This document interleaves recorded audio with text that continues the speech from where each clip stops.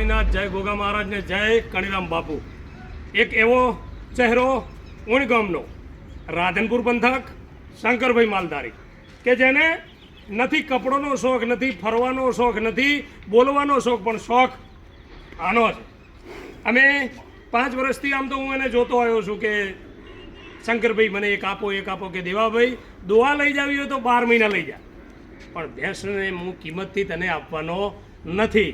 અને એનો સીધો દાખલો હમણાં કરો કેમેરો કે આ શંકરભાઈની લાગણી છે, નખનો મેલ છે અને એની કદર કહેવાય, એની જે લાગણી કહેવાય. શંકરભાઈ કેટલા વર્ષથી આમ બાપ દાદાનો ધંધો કે તમે આઈને બધું ઊભું કર્યું? બાપ દાદા.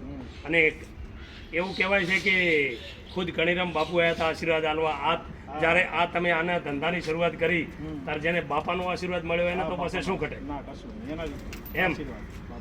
પછી આજ દાડા સુધી એમ આજે આટલામાં મેં તો તમારો ખાસ ભાઈબંધ છું, પણ હું દરેક ગામે જોઉં તો કે શંકરભાઈ એટલે કે ભેંસનો શોખીન. ભગવાનનો ખૂબ આશીર્વાદ છે. અને મિત્રો તમે જુઓ, ખાલી આ વિડીયો બનાવવા અને વ્યૂ લેવા એવો માણા નથી ને કે એવા તબેલા તો મારામાં ઘણાય છે, 150 ભેના ને 200 ભેના. કેમ કે હું સેલિંગ માસ્ટર છું એટલે મને કહેવાની જરૂર ના પડે, પણ હું એવા માણાનો તબેલો તમને બતાવું છું કે જેણે સપનું સાકાર કર્યું હોય, જેણે નખામાં મેલ રાખી અને આવી ગુલાબો તૈયાર કરી હોય. એની માટે એનો સીધો દાખલો છે શંકરભાઈ.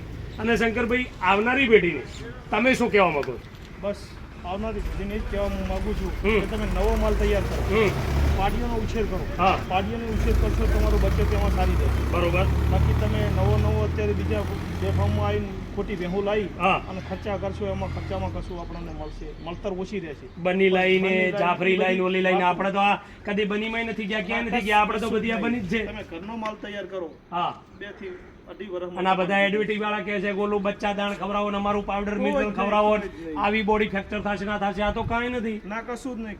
કોઈ ચણોનો ચારો, બાજરીનો અને આપણા જવારના પૂળા ખો ભાઈ ખોન છૂટી ચરો. અને બીજું આવક આપો અમારા શંકરભાઈને.